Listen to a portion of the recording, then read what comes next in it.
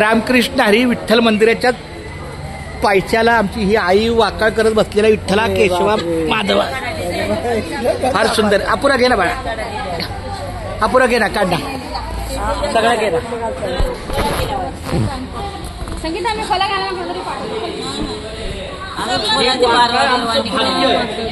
पायावर येण्याचं भाग्य ही वाकाळ, ही हत्ती शिवलेली वाकाळ आहे माऊली रामकृष्ण हरी.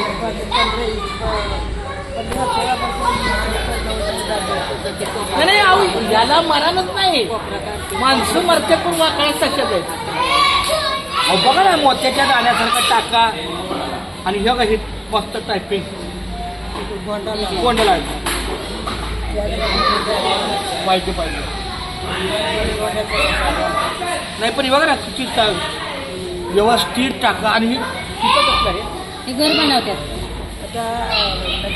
संपत आले नक्षी काढायचे घर बनवायचे चारीसाठी मध्ये पोटात होते. फार सुंदर. हे आमच्या आईची आठवण. आमच्या पण आईने अनेक वाकळा शेवल्या, तिच्या आठवण अजून आमच्या घरी वाकळा आहे. आम्ही घरी शिल्लक ती आपली संपत्ती आहे. आमच्या आईची वाकळा हीच आठवण आहे. टकूचं शिवलेलं त्याला गोंच म्हणतात. गोंच माझ्या आईने शिवले, ही वारकी होती तेव्हा. माझ्या आईने शिवलेली टकूची आहेत. परत पैसे ठेवायला बायकांच्या काय ती पिशव्या, खाण्या 5-6 खाण्याच्या पिशव्या, परत जपमाळ करायची पिशवी असते.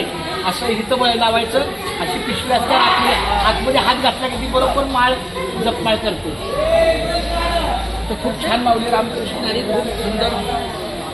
हे बघा ही अशी आठवण आपल्या आईची वाकाळ आहे. पण याला वाकाळच म्हणतात. वाकळच म्हणते ते आपल्याकडे.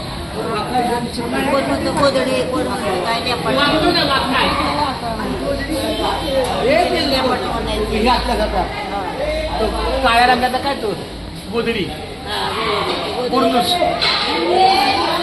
घोंगडी घोंगडी. चला